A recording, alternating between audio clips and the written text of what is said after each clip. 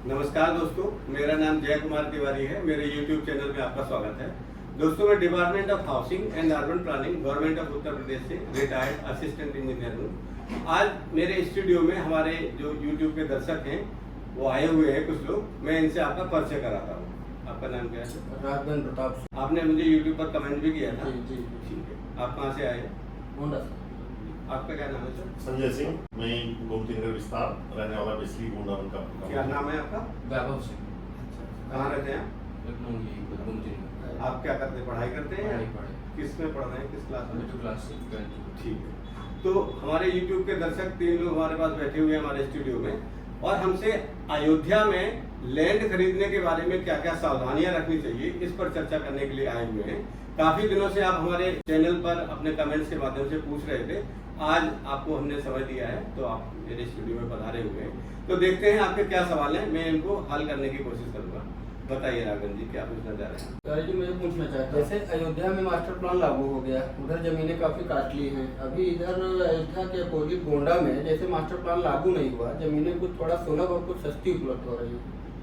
तो हम लोग उधर जमीन खरीदना चाहते हैं, लेकिन अब उधर भी मास्टर प्लान लागू होने वाला है। तो उस मास्टर प्लान लागू होने के पहले चूंकि हम लोग खरीद रहे हैं, तो क्या क्या सावधानियां बरतें? इधर 2-3 जो योजनाएं आने वाली हैं, रिवर फ्रंट रिंग रोड और 84 कोसी परिक्रमा मार्ग, इसी को केंद्रित मान के हम लोग समझते हैं कि इधर डेवलपमेंट ज्यादा होगा, तेजी से होगा, भविष्य इसका अच्छा है, अयोध्या के करीब एरिया है, इधर जमीनें आसानी से उपलब्ध हो जा रही हैं। तो लेकिन मास्टर प्लान लागू नहीं है, तो कल को मास्टर प्लान लागू होने पर हम लोग किसी बड़े नुकसान की तरफ न बढ़े। इसके लिए हम आपसे सलाह लेने आए हैं कि जो है क्या सहूलियत बरत के इधर हम लोग जमीन में इन्वेस्ट, ताकि जो है। देखिए, आपका सवाल बहुत अच्छा है और ये सवाल हमें लगता है हर उस आदमी का है जो किसी भी मास्टर प्लान एरिया या प्लानिंग एरिया उसको कहते हैं जहाँ पर मास्टर प्लान प्रभावी होता है। किसी भी प्लानिंग एरिया में कोई अगर जमीन खरीदना चाह रहा है तो ये सवाल ये सबके लिए कॉमन है। तो मैं इसका उत्तर इस तरह देना चाहूंगा कि अगर प्लानिंग एरिया में आपको कोई जमीन खरीदनी है तो आपको 3 चीजों का ध्यान रखना जरूरी है। नंबर 1, जमीन की ऑनरशिप। ये प्लानिंग एरिया की बात हो रही है जहाँ पर मास्टर प्लान प्रभावी है, जहाँ पर अभी प्रस्तावित है उसकी बात नहीं हो रही है, जहाँ पर प्रभावी है। जैसे अयोध्या की बात करें तो अभी पार्ट 1 का मास्टर प्लान प्रभावी है, जो सरयू नदी के मंदिर की तरफ का पार्ट है उस पर प्रभावी है, उसी की बात कर रहे हैं।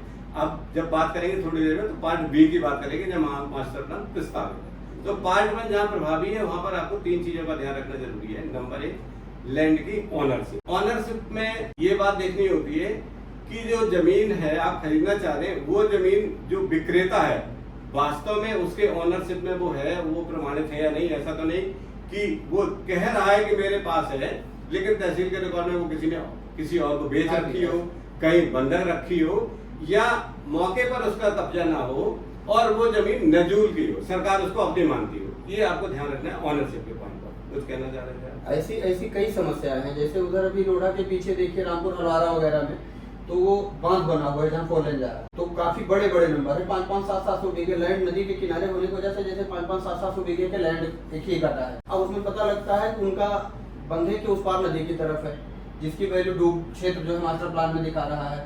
वो लोग अपने को इधर, कुछ सक्षम आदमी है जो इधर कब्जा लेकर के अपना हिस्सा है उधर, लेकिन इधर बेच दे रहे हैं। तो इससे जो है विवाद बहुत बढ़ रहे हैं। ये पॉइंट भूमि की ऑनरशिप से संबंधित है जो आप कह रहे हैं। तो ये आपको सबसे पहले, जैसे हमने बताया, सबसे पहले भूमि की आपको ऑनरशिप चेक करनी है। ऑनरशिप चेक करने के 2 तरीके हैं। पहले आप उनका प्राइमरी जो कागज वो दे रहे हैं वो देखिए, फिर इसको तहसील से वेरीफाई कराइए कि वास्तव में ये इनकी है या नहीं। और तीसरे बिंदु पे आपको ये भी चेक करना है कि जो जमीन ये दिखा रहे हैं उस पर इनका कब्जा है या नहीं, बाउंड्री बनी है या नहीं, कहीं राज्य सरकार में ये निहित तो नहीं है किसी कारण से, या कहीं बंधक तो नहीं है। उसको कहते हैं NEC, नील इनकम्बेंसी सर्टिफिकेट, आपको तहसील से प्राप्त करके और उनका कब्जा प्रमाणित कर लेना चाहिए, एक बात। और दूसरी बात ये भी देखनी चाहिए कि वो उनका खाता संयुक्त या मिलजुमला खाते में तो नहीं है, उन्होंने पारिवारिक बंटवारा अपना कर लिया या नहीं कर लिया। अगर पारिवारिक बंटवारा नहीं हुआ तो भी आपको दिक्कत आ सकती है, क्योंकि जो पार्ट आप खरीदेंगे उसका दूसरा भाई ये कह देगा विक्रेता का कि सर यही तो मेरी है, इनकी तो इधर है। ये डिस्प्यूट भी आ सकता है। तो आपको ऑनर से प्रमाणित करने के लिए इन बातों का ध्यान रखना है। जमीन कब्जे में होनी चाहिए, काबिज होनी चाहिए, कहीं बंधक नहीं होनी चाहिए, नील इनकम्बेंसी सर्टिफिकेट तहसील से प्राप्त कर लेना चाहिए, और संयुक्त नहीं होनी चाहिए। पारिवारिक बंटवारा उसका हो जाए और जमीन का वो टुकड़ा अलग होना चाहिए। सबसे सुरक्षित जमीन आप ऐसे ही खरीद सकते हैं। तो हमने 3 बातों की बात करी थी, ये बात ऑनरशिप के संबंध में है। अब दूसरी बात करते हैं लैंड यूज की। जी। लैंड यूज जहाँ पर मास्टर प्लान प्रभावी है, जैसे अभी हम बात करें, उस क्षेत्र में आपको जमीन किस उद्देश्य के लिए चाहिए, उस उद्देश्य को पूरा करने के लिए मास्टर प्लान में वो लैंड यूज परमिट कर रहा है या नहीं कर रहा है, ये आपको देखना चाहिए। जैसे अगर आपको होटल बनाना है, तो अगर वहाँ पर कृषि भू उपयोग है, तो आप होटल नहीं बना पाएंगे, या कृषि भूमि है तो आवासीय कॉलोनी नहीं बना पाएंगे। तो आपको दूसरा बिंदु जो है वो देखना है कि मास्टर प्लान में भू उपयोग उसका आपके उपयोग के लिए परमिट कर रहा है या नहीं कर रहा है। ठीक है, इसी क्रम में आपको ये भी देखना होता है कि मान लीजिए आपका भू उपयोग परमिट भी कर रहा है, लेकिन जैसे मान लीजिए 200 एकड़ है जमीन है जिसका भू उपयोग लैंड यूज जो है उसका आवासीय है, अब आपको कॉलोनी उसमें बनानी है, तो भू उपयोग परमिट करने से ही सिर्फ कॉलोनी नहीं बन जाएगी। अब आपको वो जमीन जो आप लेना चाह रहे हैं उसके किनारे सरकारी सड़क भी होनी चाहिए। अगर आप आवासीय कॉलोनी बनाना चाह रहे हैं तो न्यूनतम 9 मीटर चौड़ी सड़क होनी चाहिए, या आवासीय के अतिरिक्त गैर आवासीय कोई भी क्रिया करना चाह रहे हैं, होटल है, कमर्शियल कॉम्प्लेक्स है, या बड़ी कॉलोनी डेवलप करना चाह रहे हैं, तो आपको मिनिमम 12 मीटर चौड़ी सड़क एग्जिस्टिंग सड़क होने का मतलब ये नहीं कि आपने अपनी जमीन से सड़क डाल दी और कह दिया कि मेरी सड़क है, वो सड़क नहीं है। सरकारी सड़क होनी चाहिए और विद्यमान होनी चाहिए, एग्जिस्टिंग सड़क होनी चाहिए, न्यूनतम 9 मीटर आवासीय के लिए और गैर आवासीय क्रियाओं के लिए न्यूनतम 12 मीटर चौड़ी सड़क होनी चाहिए, तभी आपकी वो क्रिया हो पाएगी और तभी उसका नक्शा पास हो जाएगा। अगर नक्शा पास नहीं हो रहा, भले ही लैंड यूज आपको परमिट कर रहा है, तो वो आपका अवैध ही रहेगा, उस उपयोग का फिर कोई मतलब नहीं है। अगर आपने आवासीय मिली तो आप कॉलोनी बनाना चाह रहे हैं और सड़क नहीं मिल रही है, तो आप प्लॉटिंग अगर करेंगे बिना पास कराए, पास होगा नहीं क्योंकि सड़क नहीं मिल रही है, तो वो अवैध कॉलोनी ही होगी। आपको ध्यान ये भी रखना है कि भू उपयोग है तब तो उचित है, लेकिन वहाँ सड़क भी होगी तभी पास होगी, बिना सड़क के पास। अब तीसरी बात हो गई आपने, अच्छा अगर सरकारी सड़क नहीं है उसमें जो हम खरीद रहे हैं उसमें रोड डालते हैं ये मानक के हिसाब से, ये आपका सवाल बहुत उत्तम है, लेकिन हमारी जो व्यवस्था है वो ये कहती है कि आप जो सड़क डाल रहे हैं वो सड़क तब तक नहीं मानी जाएगी जब तक उसका अप्रूवल नहीं हो जाएगा। आपकी जमीन सड़क में नहीं मानी जाती, तो सरकारी सड़क होना अनिवार्य है, उसके बिना पास नहीं होगा। सरकारी सड़क होना ही है, अनिवार्य है, और वो सड़क भी विद्यमान होनी चाहिए, एग्जिस्टिंग रोड होनी चाहिए। प्रस्तावित सड़क पर पास नहीं होता, प्रस्ताव में बनते समय तक हो सकता कोई सरकार का डिस्प्यूट आ जाए, कोई उसमें मुकदमा हो जाए, वहां से सड़क न बन पाए, तो विद्यमान सड़क होनी आवश्यक है, तभी उसका लेआउट पास होगा। जो स्वामित्व हमारे पास है उसमें अगर हम ये प्लान सेट करके और अप्रूवल के लिए भेजते हैं तो नहीं पास होगा। वो आपका अप्रूवल उसी लैंड पे होगा जहां आप सीधे सड़क पे निकल, अच्छा आप निकल के जिस पे आ रहे हैं उसको सरकार सड़क अपने में से बनाएंगे तो उसको सड़क नहीं मानेगी, सीधे सड़क पे आने की व्यवस्था होगी तो सड़क मानेगी। अच्छा, उसके अंदर भी जैसे हम लोगों को मान लीजिए जहाँ अयोध्या में मास्टर प्लान लागू हो गया है, वहाँ कम से कम कितनी लैंड ले कि हम लोग जो प्लानिंग करें वो एरिया हमको जो है परमिटेड करे, कॉलोनी हमारी परमिटेड करे। मान लीजिए हम दूसरे से ले तो क्या सावधानी बरतें हैं, या हम सोसाइटी मान लीजिए बनाए, तो एक मानक क्या लगभग मानक होगा कि जो है कम से कम इतनी जमीन में हम प्लाटिंग आवासीय प्लाटिंग कर सकते हैं। हमने जैसे अभी आपको बताया कि आपको 3 चीजें देखनी है, तो अभी मैं तीसरी चीज बताने जा रहा हूँ, फिर आपके सवाल करूँगा। पहले हमने आपको बताया कि स्वामित्व कैसे प्रमाणित करें, फिर हमने बताया कि लैंड यूज कैसे देखें और एग्जिस्टिंग रोड कैसे देखें। अब तीसरी बात पे बात कर लेते हैं। अगर आपने ऑनरशिप प्रमाणित करवा ली, देख ली तहसील से, लैंड यूज देख लिया, एग्जिस्टिंग रोड भी देख ली, फिर आपको देखना कि जो बिल्डिंग आप बनाना चाह रहे हैं, या तो कॉलोनी काटना चाह रहे हैं, होटल बनाना चाह रहे हैं, कमर्शियल कॉम्प्लेक्स बनाना चाह रहे हैं, सामुदायिक सुविधाओं का कोई भवन बनाना चाह रहे हैं, इंडस्ट्रियल का भवन बनाना चाह रहे हैं, कुछ भी बना सकते हैं जो आपको लैंड यूज परमिट करेगा उसके अनुसार।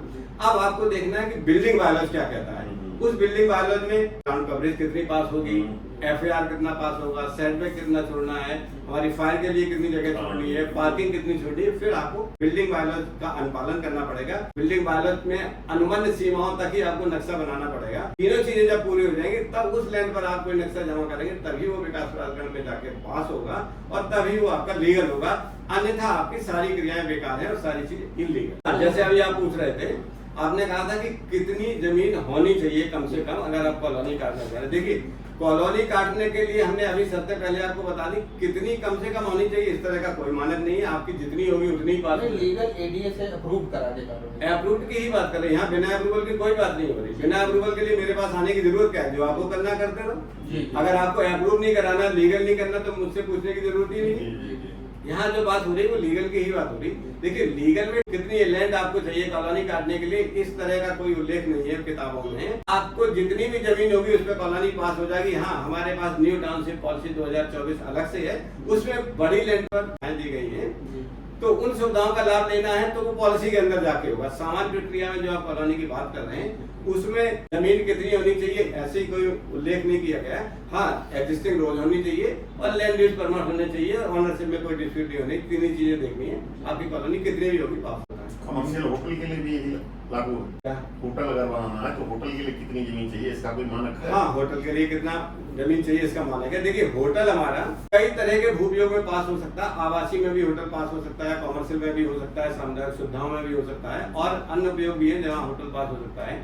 ग्रीन बेल्ट, एग्रीकल्चर लैंड, कुछ और इस तरह के उपयोग हैं जिनमें पास नहीं होता, वो मैं मास्टर प्लान देख के आपको बता दूंगा। अन्यथा अधिकांश भूप्रयोगों में पास हो जाता है। होटल के लिए हमारे बिल्डिंग वालों में न्यूनतम भूखंड का क्षेत्रफल, नेट प्लॉट एरिया जिसमें कि रोड वाइडनिंग की जमीन शामिल नहीं है, नेट प्लॉट एरिया 1000 वर्ग मीटर होना आवश्यक है।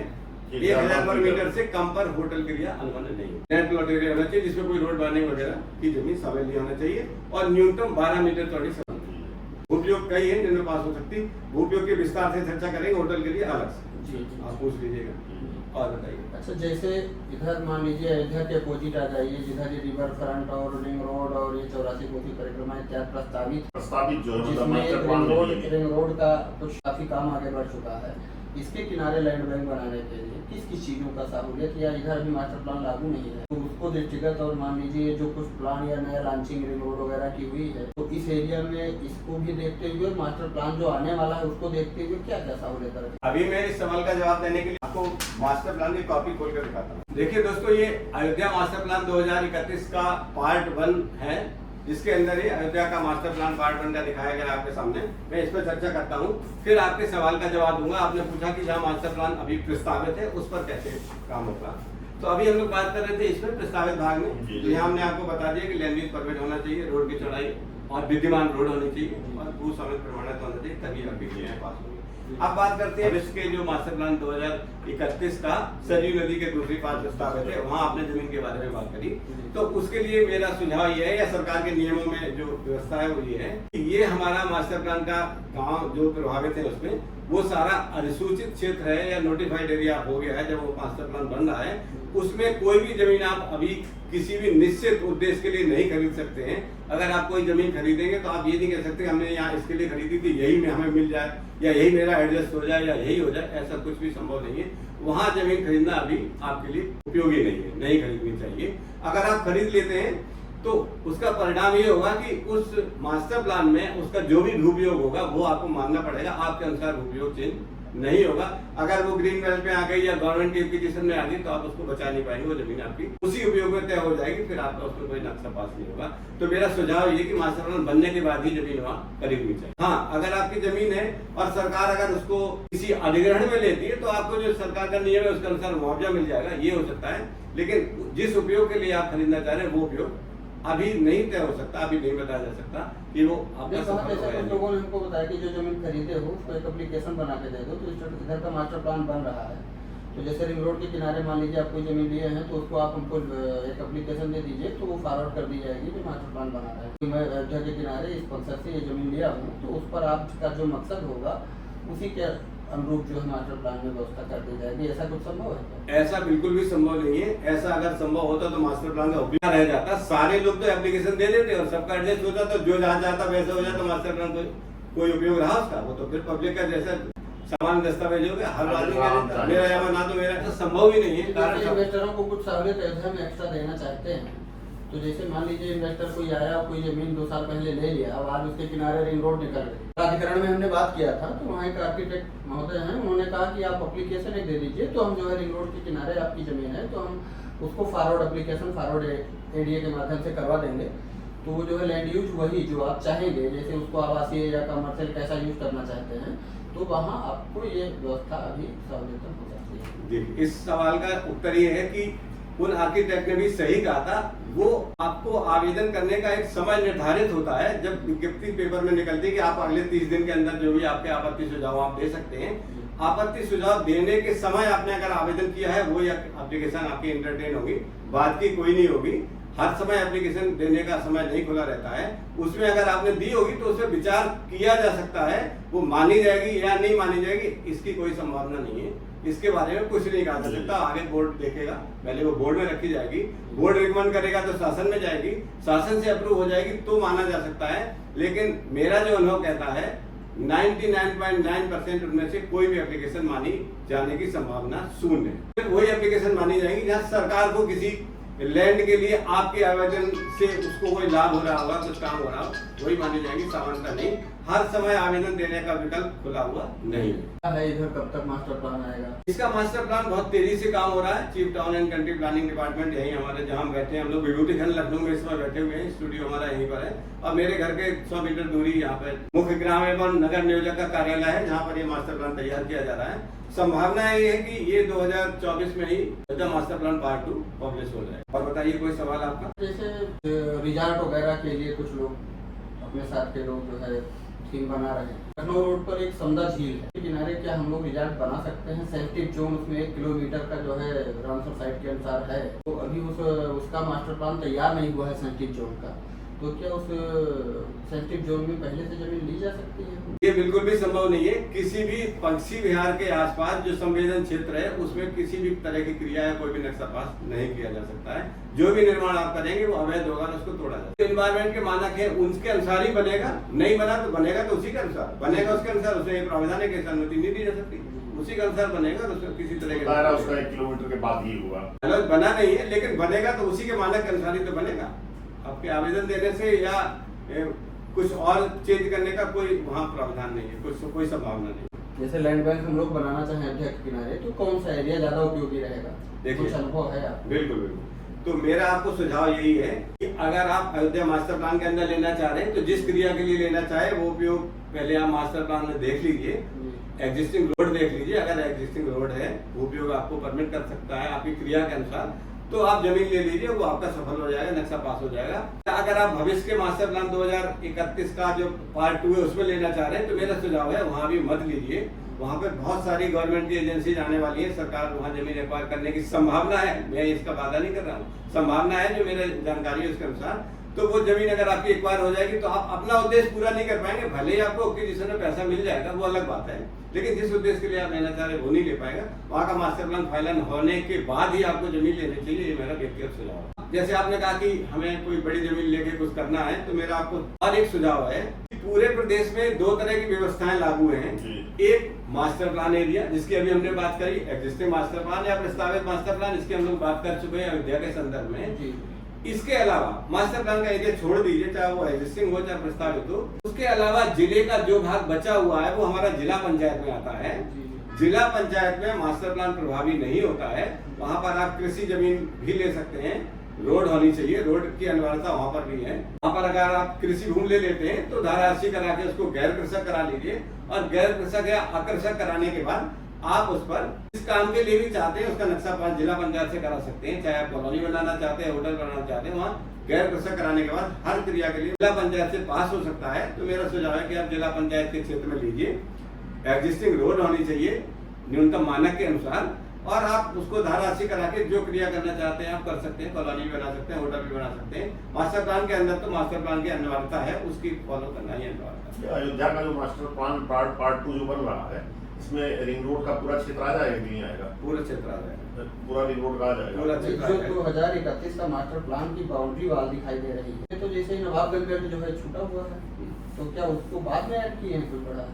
नहीं, जो छूटा है वो छूटा है, बाद का कोई प्रावधान नहीं है। नहीं, जैसे अयोध्या का जो मास्टर प्लान एक मेरे पास भी है, ये है नहीं ये दिखा दे, ये जैसे मास्टर प्लान में ये 2031 मास्टर प्लान मान लीजिए, इधर का अयोध्या का जो है मास्टर प्लान बन गया। अब ये 2000 जो सेकंड मास्टर प्लान है, ये बाउंड्री वाल जैसे इस एरिया में गोंडा के जो गांव शामिल किए गए हैं वो इसमें 2031 मास्टर प्लान में है, लेकिन मास्टर प्लान लागू हुआ नहीं है। तो क्या जो नया मास्टर प्लान लागू होगा उस बाउंड्री के अंदर ही होगा कि इससे इतर भी क्षेत्र शामिल करेंगे? गाँव हमारे गोंडा जिले के प्रस्तावित हैं और बस्ती जिले के प्रस्तावित हैं, उन गाँव की अधिसूचना जारी हो गई, वही गाँव दिए जाएंगे, इसके अलावा कुछ नहीं है। जो 2031 मास्टर प्लान के पार्ट 2 में गाँव शामिल हो रहे हैं उसके बारे में मैंने डिटेल में वीडियो बनाया हुआ है। आप हमारे चैनल के अयोध्या मास्टर प्लान की प्लेलिस्ट में जाके सारे वीडियो सर्च कर सकते। दोस्तों, ये हमारे मित्रों के सवाल थे जो हमारे दर्शक हैं आए हुए थे अयोध्या मास्टर प्लान के ऊपर जमीन खरीदने के संबंध में अपनी चर्चा करने के लिए। इन को हमने इनकी वांछित सूचनाएं उपलब्ध करा दी हैं। अगर इनका भविष्य में कोई और सवाल होगा तो हमारे साथ एक कमेंट के माध्यम से या फोन कॉल के माध्यम से जुड़े रहेंगे, या दोबारा आना चाहेंगे तो मैं इनका स्वागत करूंगा। और इन सूचनाओं के साथ मैं इस वीडियो को यहीं समाप्त करता हूं। अगले वीडियो में किसी महत्वपूर्ण विषय पर फिर आपसे चर्चा करेंगे। नमस्कार।